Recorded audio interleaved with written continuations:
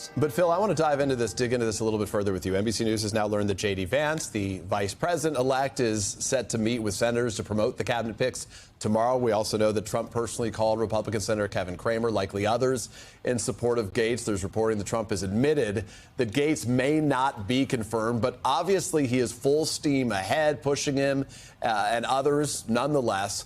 What does that tell you about how Donald Trump views his mandate and his priorities heading into a second term? Well, Peter, it seems like Trump is all in for Gaetz and really wants to force this issue with the Republican senators as an early test of how loyal they're going to be to him coming off of this election victory. And look, the opposition among many senators to Matt Gaetz is not just based on the allegations in the House Ethics Committee investigation or the sexual allegations, but it also has to do with his character, his judiciousness, his qualifications generally for this office. He is one of the least liked members of Congress and is seen as not a very serious figure by a lot of those who are in the Senate. And so it'll be really interesting to see what those private conversations are like as Trump, Vance, and others try to pressure Republican senators to support Gaetz. And what I think Republican senators would be hoping for is that somehow Gaetz were to withdraw before they have to actually cast their votes about whether to confirm his nomination or not, because none of these Republican senators is going to want to get crosswise publicly with Trump, even if they're opposing Gaetz's nomination. Well, it seems like it's a sort of a high profile game of, of dare here. It's hard to see any world where Matt Gaetz would withdraw, given the guy who picked him, Donald Trump, is someone who never backs down from a fight of any kind. Trump, Susan, is expected to name his transition co-chair, Howard Lutnick, to serve as Commerce Secretary. That comes from two sources familiar with the process. This is a guy who, the Cantor Fitzgerald CEO, who Elon Musk had been pushing hard, wanted him to be in the administration. Initially, the thought was he may be at Treasury. What does this tell you? Obviously, this is an effort in some form to sort of satisfy Elon Musk. It could be. It could be perhaps a thing that tipped it into Lutnick's favor, because he has been a loyal soldier to Donald Trump. He's given a lot of money. He's overseen the transition team. He's really put in the work. And, the other thing, the other person looking at it, Scott Bessent, was endorsed by Lindsey Graham, so maybe that killed his chance. But it's not surprising to see this. Just one other thing, Peter, just going back to Gaetz and a couple of the other appointments that Donald Trump's trying to get through. It is a long time between now and when this vote will take place. There's a lot of things that come up in FBI investigations that do not come up necessarily in congressional hearings or investigations. I actually wouldn't be surprised if Matt Gaetz does withdraw his name, especially with the scrutiny under him and his family. Don't forget, these background investigations check everything.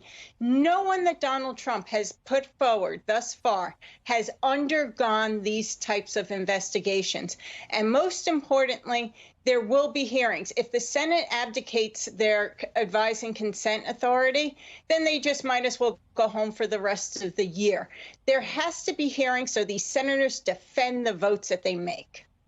Well, there clearly wasn't a lot of advise, right? The president made these picks with very little outreach to Republican senators. He made the picks, and now he's waiting for their consent or to go around them. But we will watch the way it plays out. And, Susan, another choice that's getting a lot of attention, scrutiny, RFK Jr. He's a vaccine skeptic. He was picked by Trump to lead the Health and Human Services Department. He's now under fire from, among others, his cousin, Ambassador Caroline Kennedy. Here's part of what she said. I think Bobby Kennedy's views on vaccines are dangerous, but I don't think that most Americans share them. Susan, clearly Caroline Kennedy's words are not likely to break through with Republicans. What are the calculations behind the decisions that those Republican lawmakers have to make?